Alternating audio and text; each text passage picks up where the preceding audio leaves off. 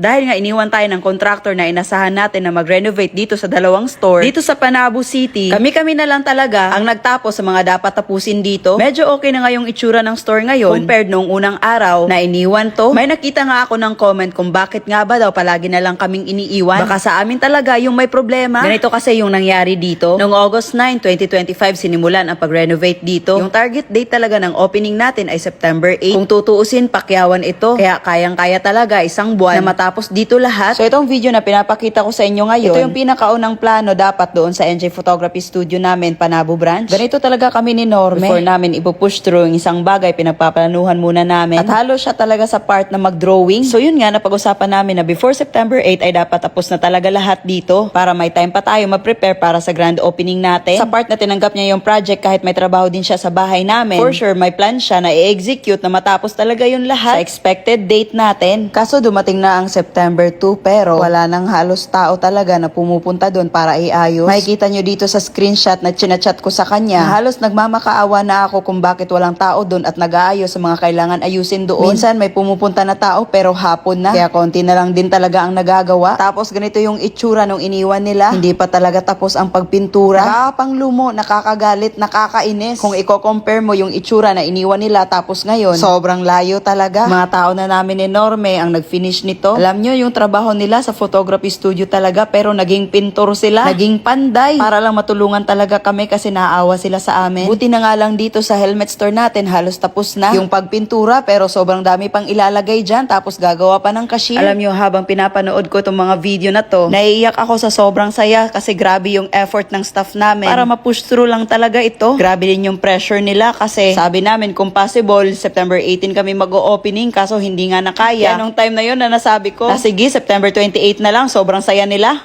Dito sa NJ Photography Studio naman ay tinatapos yung cashier at malupit yung pintor natin ngayon. Wen!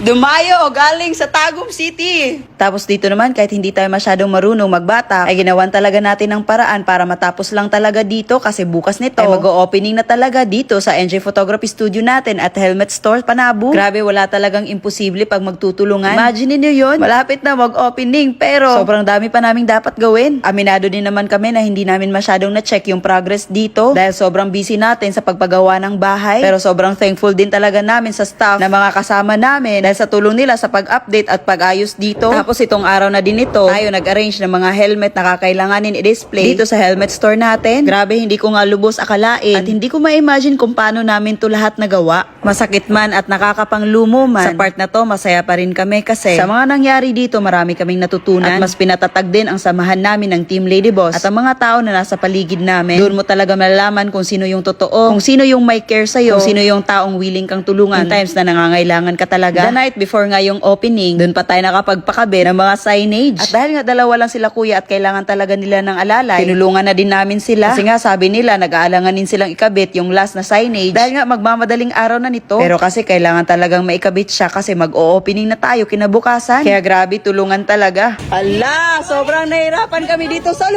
my God, my God, my God! Sali, ano? Baliktad dito. Ay, Iglay, paano dire? Ang sa amin ha. Oh, sige, ge. Op. Dai lang. Ay, okay na. Oh, sige. Ge. Op, girl power. Yeah, taas gamay.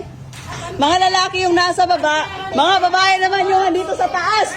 Nagtutulungan para makabit lang itong signage. Pop. Ang gagaling ng mga kasama natin, oh, girl power! Pinapawisan sila ng dagko, guys! Uy, bumbong ka! Bakit di ka pinapawisan? Di ka naman ata tumulong? Hoy, gabit ka! Tingnan mo yung kamay ko, Dumi lang yan! Hindi, dito yan sa semento yan. Hindi yan dumi lang.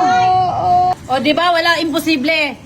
Dapat sana hindi na ikakabit yung signage natin kasi nga dalawa lang yung magkakabit. Sabi ko, hindi pwede kasi mag-grand opening na tayo bukas, kailangan may signage na kaya tulong-tulong na lang lahat. Sabi ni namin kanina, kuya baka magawa ng paraan, tulungan na lang namin kayo. Ay!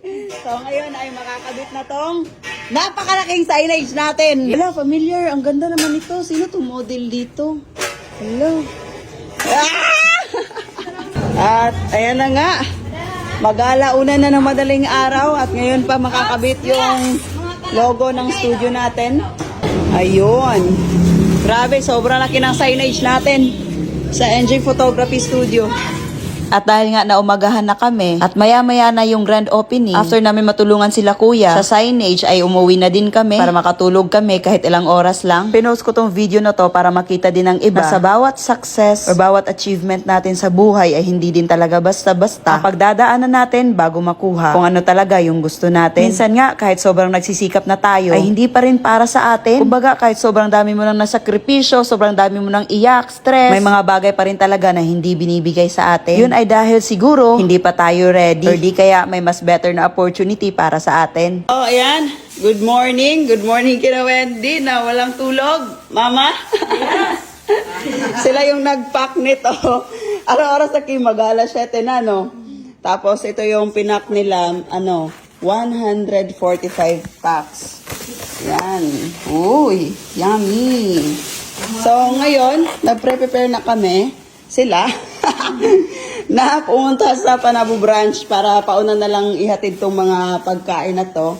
May lechon din tayo, oh. Umagang-umaga, lechon ulam natin, uy. Dahil nga medyo natagalan din tayo. Dahil pinauna natin ipahatid yung food. Tapos konti lang yung kasya kay Abante na pagdesisyonan namin na magmomotor na lang kami ni Norme para mas mabilis kami makarating doon. At grabe, pagdating namin, hindi namin ine-expect na sobrang dami din palang tao pupunta dito sa grand opening natin. Hindi kasi kami nag-expect since short period lang yung pag-announce namin na mag-grand opening na. At first kasi, nag-aalanganin pa rin kami sa date. Baka kasi hindi abutin or di kayanin ng efforts namin para magawa talaga ang grand opening sa September 28. Minsan sa buhay natin, bibigyan talaga tayo ng napakabigat na problema. Pero alam mo, pag magpapatalo ka at magpapadala ka sa problema na hindi mo to lalabanan, hindi mo mararamdaman ang tunay na saya. Pag nalagpasan mo na ito lahat, may mga panahon sa buhay natin na kailangan nating sumuko. Choose your battle wisely nga, di ba? Pero sa buhay namin ni Norme, mahirap man or nasasaktan man kami, mas pipiliin at pipiliin pa rin namin lumaban. Kasi risk naman talaga ang lahat ng bagay dito sa mundo. At kung hindi ka susugal sa buhay, wala din namang mangyayari. Basta paalala lang, minsan alagaan mo din ang mental health mo at piliin mo yung mga tao na sasabayan ka sa pag-angat. Pero totoo yun, sobrang hirap makahanap ng tao na gano'n. Pero magtiwala ka lang sa proseso na ginagawa mo. May ibibigay talaga ang Panginoon na right person para sa'yo. Tulad na lang sa pag-ibig, kailangan mo pa talaga maging broken-hearted ng ilang beses para mahanap ang right one mo. Pero hindi naman sa lahat ng pagkakataon, pero kadalasan ganun. At ganun din talaga sa buhay. Magiging broken-hearted ka many times. Hindi sa pag-ibig ha, kundi sa sitwasyon at mga pangyayari sa buhay mo. Kaya naman, palagi mong paghandaan ang laban mo. Pero kung hindi ka man handa, at least marunong ka mag-adapt sa bawat sitwasyon na nangyayari sa buhay mo. Kasi minsan, kahit handa ka na, may mga pangyayari pa rin talaga na hindi mo ine-expect na mangyayari. Diba? Napaka-complicated ng buhay. Sa unang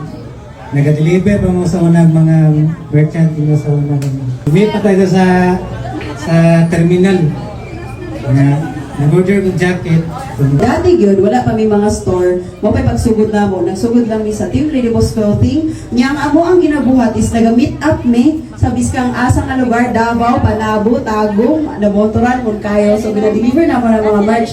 So, maka-proud kay si Sir. Isa siya sa pinakaunang nagsuporta sa among ang merch, no? Nakakataba lang din sa puso na may mga tao na nakaka-appreciate sa mga efforts na ginagawa natin dati. Kahit ng mga panahon na walang-wala pa talaga tayo. Once again, gusto lang namin mapasalamat sa lahat ng pumunta, sumuporta, sa Team Lady Boss, sa mga kasama namin at sa lahat ng tumulong para mabuo lang ang dalawang negosyo na branch natin dito sa Panabo City.